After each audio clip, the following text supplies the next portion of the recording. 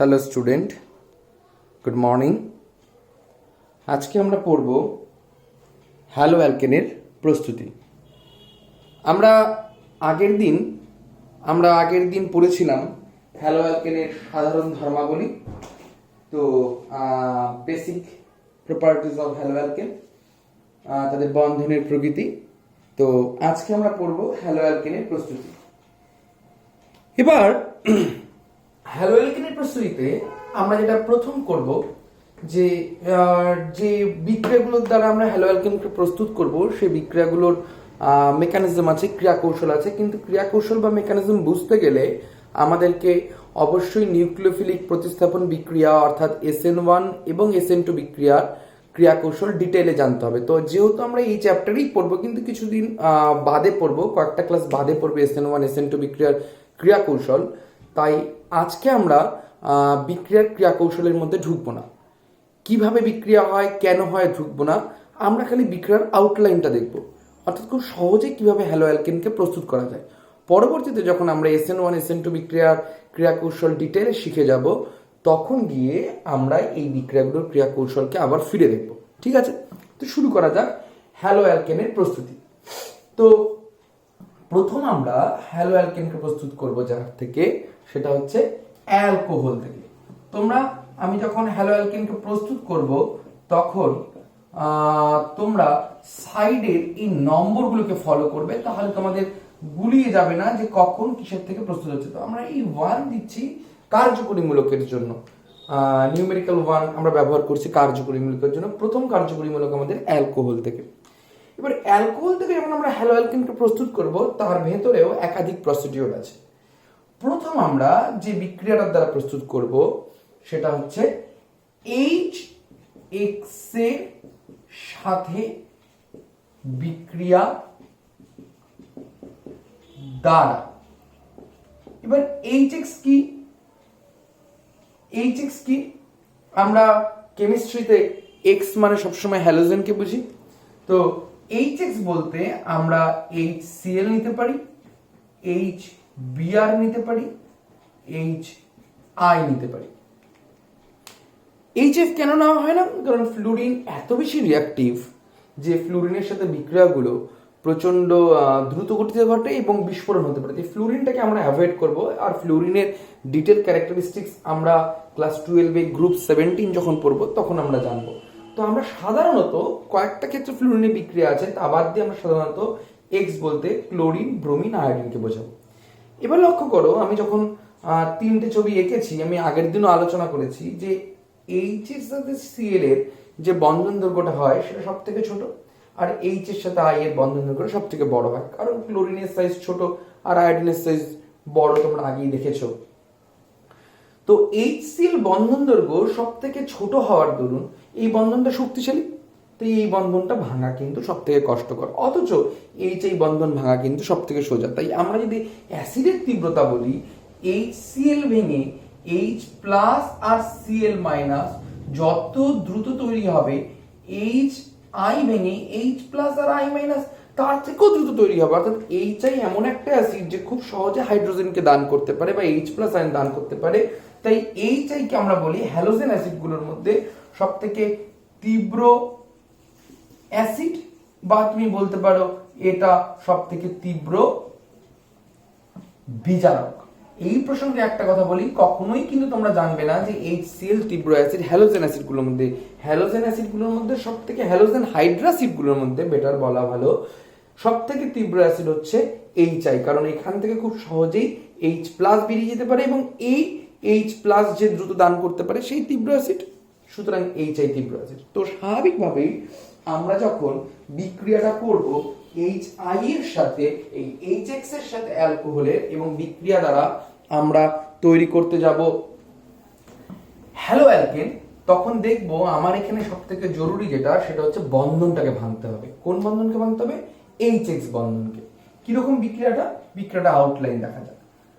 আর CH2OH, এটাকে যদি আমরা একটা অ্যালকোহল ধরি এবং অ্যাসিড যদি আমি নিই HX, তাহলে লক্ষ্য করো বিক্রিয়াটা হওয়ার সময় অক্সিজেন তড়িৎ ঋণাত্মক মৌল, তাহলে OH বন্ধনটা পোলার বন্ধন হবে, যার অক্সিজেন ঋণাত্মক প্রান্ত এবং হাইড্রোজেন ধনাত্মক প্রান্ত। তো আমরা ডেল্টা মাইনাস আর ডেল্টা প্লাস ব্যবহার করলাম।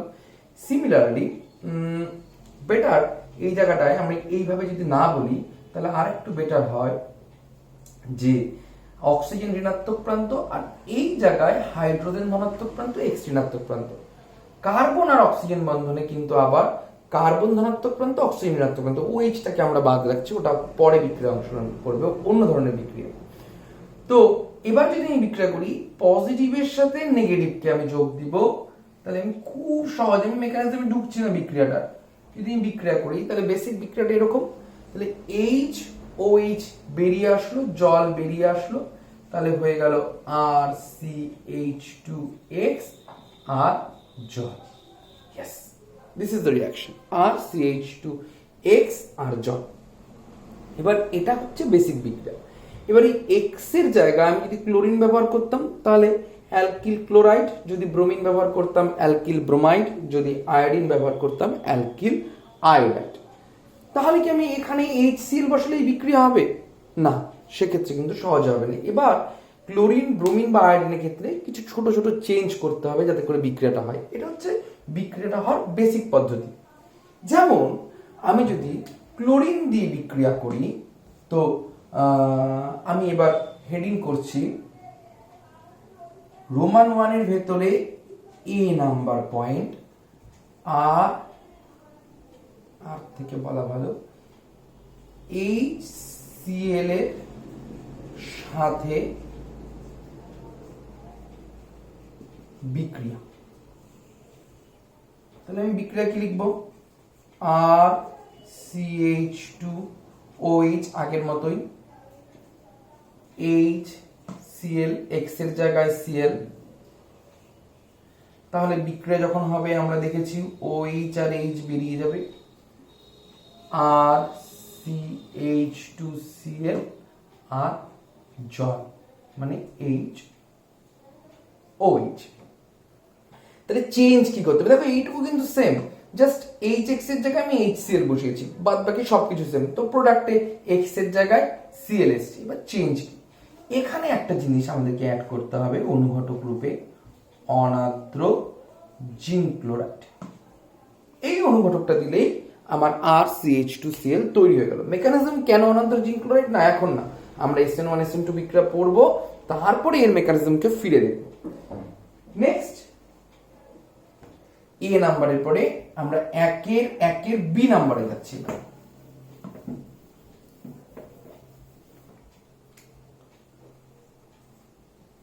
HBr এর সাথে বিক্রিয়া দ্বারা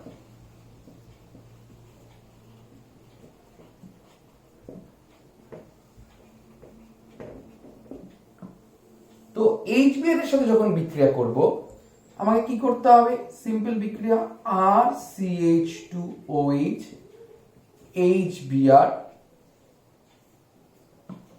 তাহলে আগের বার যেখানে ক্লোরিন ছিল এবার সেখানে ব্রোমিন, তাহলে প্রোডাক্ট সেম, RCH2Br আর HOH, তার মানে জল।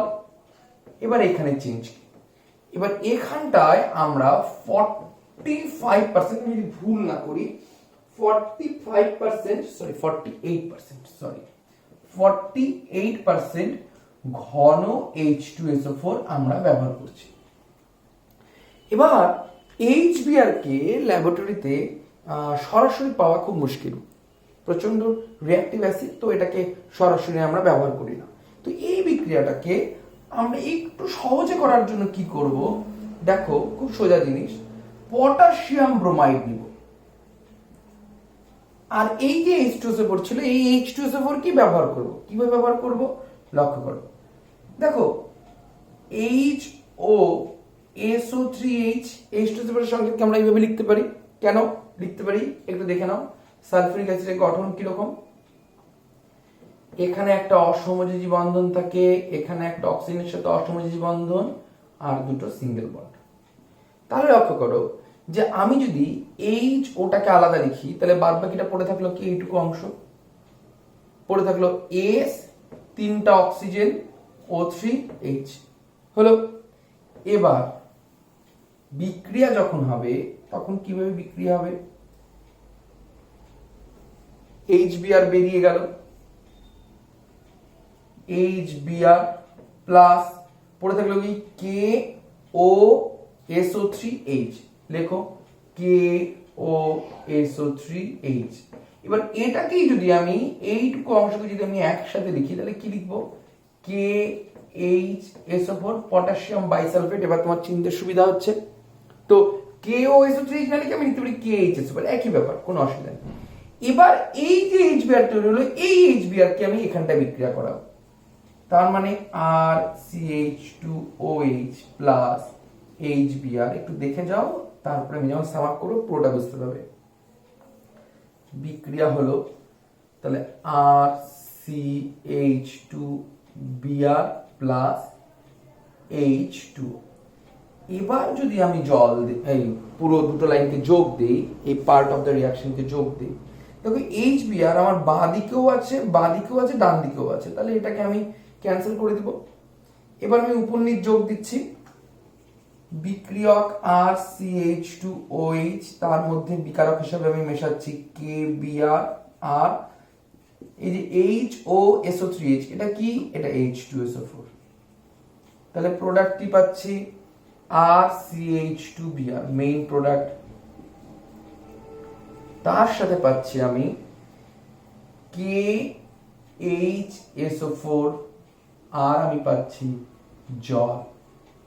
লক্ষ্য করো, তার মানে আমি সরাসরি ঘন H2SO4 ব্যবহার না করে আমি কি ব্যবহার করছি, বিক্রিয়া মাধ্যমে আমি KBr আর H2SO4 ব্যবহার করছি। কেন, HBr কে সরাসরি পাওয়া এবং ব্যবহার করা খুব কষ্টসাধ্য, তাই আমি যেগুলো আমাদের কাছে সহজলভ্য, পটাশিয়াম ব্রোমাইড এবং ঘন H2SO4, আমি যদি এদেরকে ব্যবহার করি, এদের বিক্রিয়ার মাধ্যমে যে HBr বা হাইড্রোজেন ব্রোমাইড বা হাইড্রোব্রোমিক অ্যাসিড তৈরি হবে, সেই HBr অ্যালকোহলের সাথে বিক্রিয়া করে আমার অ্যালকিল ব্রোমাইড তৈরি করে দেবে।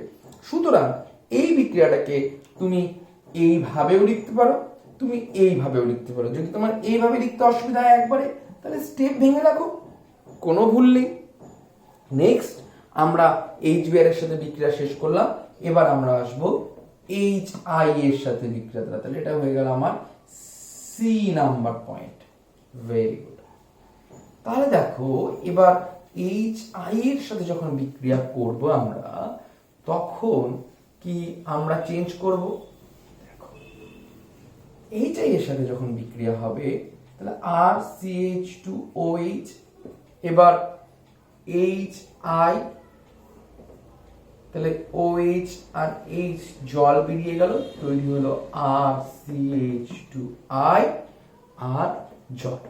এবার সবথেকে মজার কথা যে এই বিক্রিয়াটা করতে আমার কোনো অনুঘটকের এখানে দরকার নেই, এখানে খালি একটু উচ্চ তাপমাত্রায় হিট করলেই বিক্রিয়া হবে। কেন অনুঘটকের দরকার নেই, কারণ আমি অলরেডি বলেছি যে আমি যদি তিনটা অ্যাসিড নেই, HCl, HBr আর HI, সব থেকে যেহেতু বন্ধন দৈর্ঘ্য বেশি HI এর, তাহলে এটা সহজেই ভেঙে বিক্রিয়া করবে, তাই এর বিক্রিয়া সব থেকে দ্রুত, তারপরে HBr, তারপরে HI।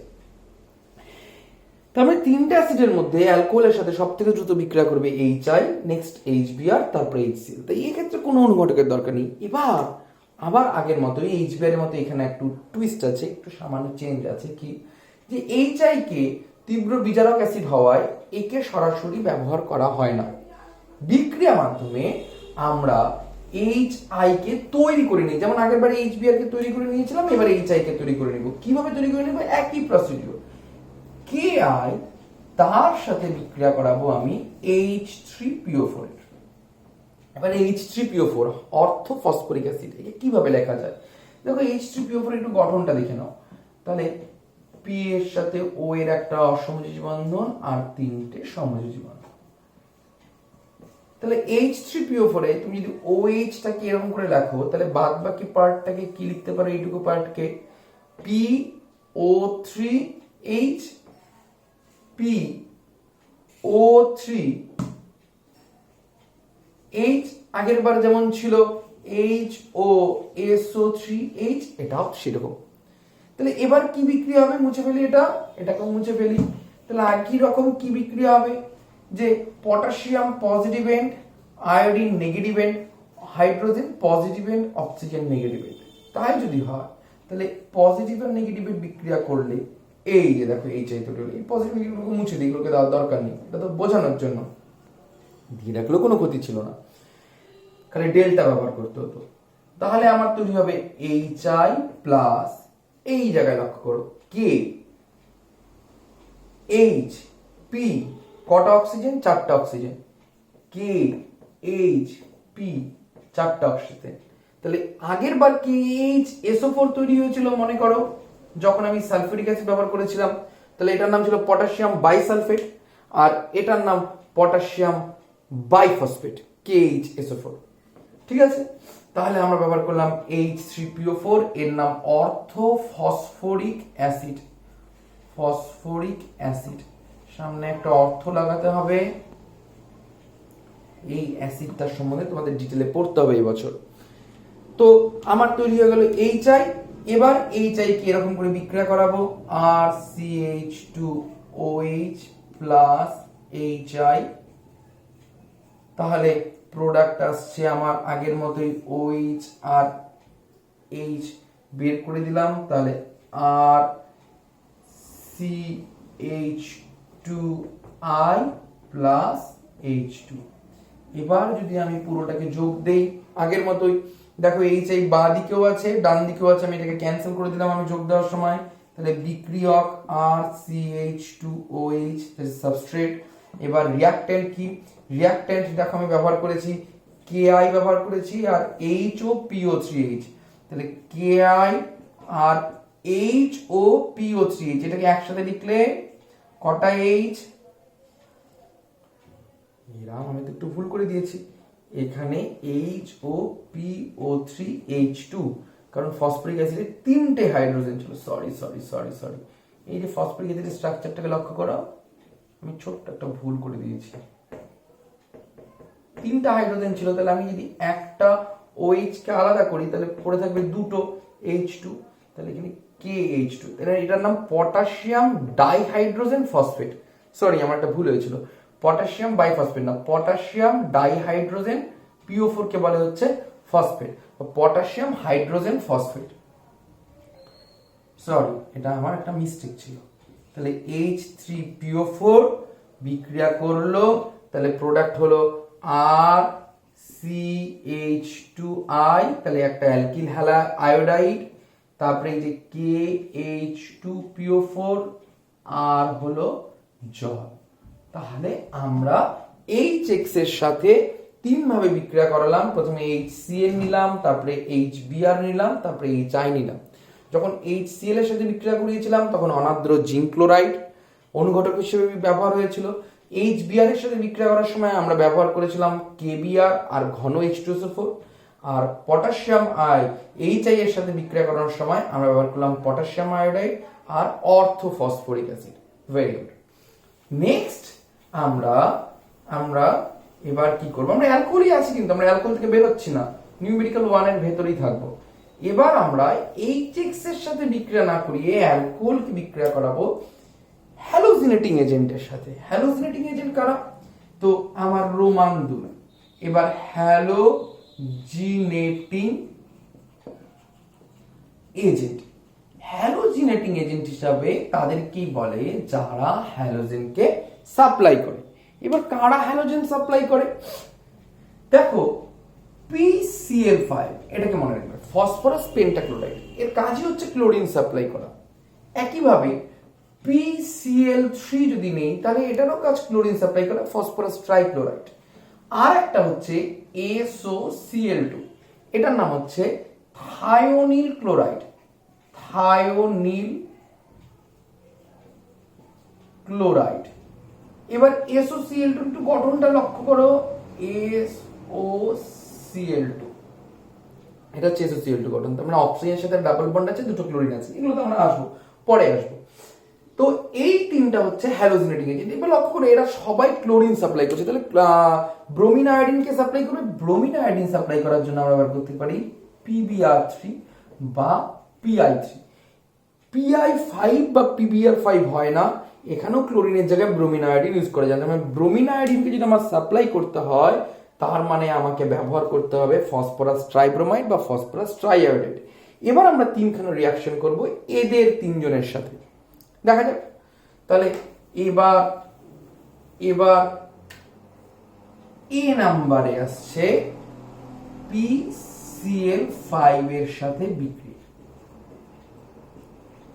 দেখো PCl5 এর সাথে বিক্রিয়ার একটা ট্রিক্স তোমাদেরকে শিখিয়ে দিব আজকে, যে 95% ক্ষেত্রে যখনই PCl5 এর সাথে বিক্রিয়া থাকবে, তোমরা একটা জিনিস মনে রাখবে, যে সাইড প্রোডাক্ট হয় POCl3। কিরকম করে দেখো, PCl5 P নিচে লিখলাম, এইদিকে একটা ক্লোরিন দিলাম, এদিকে একটা ক্লোরিন দিলাম, তাহলে আর কটা ক্লোরিন পড়ে থাকলো?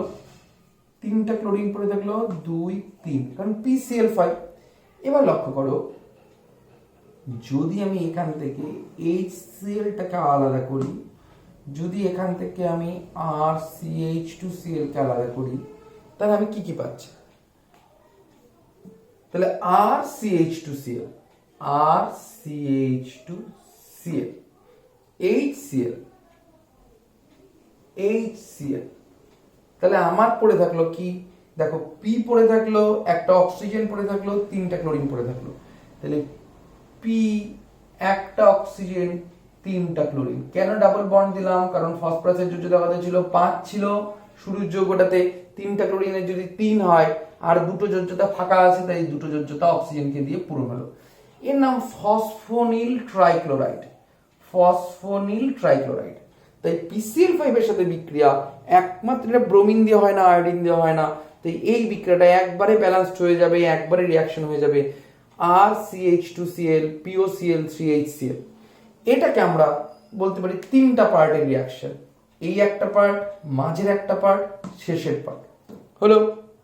নেক্সট এবার বি নাম্বার রিয়াকশন করব, PCl3 এর সাথে বিক্রিয়া, PCl3 এর সাথে বিক্রিয়া কার? RCH2OH, অ্যালকোহলের বিক্রিয়াতে আমরা আছি। RCH2OH, এই বিক্রিয়াটা একটু ভালো করে বুঝবে, কারণ এটা ব্রোমিন আয়োডিন দিয়েও হবে, সেম রিয়াকশন, আমি ক্লোরিন দিয়েই দেখাচ্ছি, তোমাদের বুঝতে সুবিধা হবে। PCl3, এবারের ট্রিক্স কি? আগের বারের ট্রিক্স ছিল POCl3 উৎপন্ন হবে। এবারের ট্রিক্স, যখনই PCl3 দিয়ে অ্যালকোহলের সাথে বিক্রিয়া হবে, একটা জিনিস মাথায় রাখবে, তাহলে কোনোদিন ভুল হবে না, যে আমার সাইড প্রোডাক্ট আসবে H3PO3। আগের বার আমরা এই অ্যাসিডটা পেয়েছিলাম H3PO4, একটু আগে পেয়েছিলাম, এর নাম অর্থোফসফরিক অ্যাসিড। আর H3PO3 কে বলে ফসফরাস অ্যাসিড। এই ফসফরাস অ্যাসিড তৈরি হবে। এটা মনে রাখলে তোমার সুবিধা হবে কি? দেখো হাইড্রোজেন কটা আছে? 3টা। অক্সিজেন কটা আছে? 3টে। তাহলে অক্সিজেন 3টে লাগবে, হাইড্রোজেন 3টে লাগবে। এবার এই RCH2 এই অংশটা কিন্তু বিক্রিয়া অংশগ্রহণ করবে, মানে এটা ভাঙবে না, এই পার্টটা ইনট্যাক্ট থাকবে। তাহলে হাইড্রোজেনের সাপ্লাই কোথা থেকে হবে? এইখান থেকে হবে। অক্সিজেনের সাপ্লাই কোথা থেকে হবে? এইখান থেকে হবে। তাই যদি হয় হাইড্রোজেনের সাপ্লাই এখান থেকে, অক্সিজেনের সাপ্লাই এখান থেকে, তাহলে আমার 3টে হাইড্রোজেন 3টে অক্সিজেন লাগবে। এবার 3টে হাইড্রোজেন যদি সাপ্লাই দরকার হয়, তাহলে সামনে 3 বসানোর ছাড়া আমার কোনো উপায় নেই। বোঝা গেল? আচ্ছা, আর একটু সোজা করে দিই, তাহলে আমি 3 বার লিখি RCH2OH, RCH2OH, তাহলে তোমাদের বুঝতে সুবিধা হবে। 3 বার লিখলাম, তাহলে কটা হাইড্রোজেন? এই যে 3টা হাইড্রোজেন। আর কটা অক্সিজেন? 3টা অক্সিজেন। এইটুকু পার্ট বিক্রিয়া করে চলে গেল। কার সাথে চলে গেল? এই যে H3PO3 হয়ে গেল। লক্ষ্য করো, তাহলে H3PO3, তাহলে পড়ে থাকলো কি? 3টে RCH2, RCH2, RCH2, 3টে ক্লোরিন। তার মানে কি হচ্ছে? RCH2Cl, RCH2Cl, RCH2Cl। এবার এই বিক্রিয়াটাকে যদি আমি যোগ দিয়ে দেই, দেখো আমার ওভারঅল রিঅ্যাকশন চলে আসলো। কটা অ্যালকোহল? 3টা, R3RCH2OH। PCl3 কটা? একটা। প্রোডাক্টে কি পাচ্ছি? 3টে RCH2Cl, 3টে RCH2Cl, আর একটি পাচ্ছি H3PO3। হয়ে গেল। বিক্রিয়া একবারে ব্যালেন্স করে ভেঙে ভেঙে আমরা শিখে নিলাম। এই জায়গায় ব্রোমিন যদি বসাই তাহলে এখানে RCH2 হারাবে, এই পার্টটা যা আছে তাই থাকবে। আয়োডিন যদি বসাই তাহলে RCH2I হবে, এখানেও যা আছে তাই থাকবে। তো ব্রোমিন আর আয়োডিনের সাথে বিক্রিয়া সেম হতে হবে, আমি দেখাচ্ছিলাম বইয়ে ব্রোমিন দিয়ে দেখানো আছে।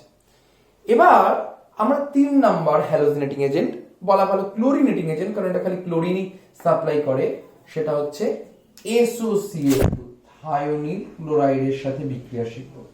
কিভাবে? এই বিক্রিয়াটাও PCl5 এর বিক্রিয়ার যেমন 3টে পার্ট ছিল, এই বিক্রিয়াটাও 3 পার্টের রিঅ্যাকশন হবে। কিরকম 3 পার্টের রিঅ্যাকশন দেখা যায়। RCH2OH এই হচ্ছে আমাদের অ্যালকোহল আছে, তার সাথে আমরা নিব SOCl থায়োনিল ক্লোরাইড।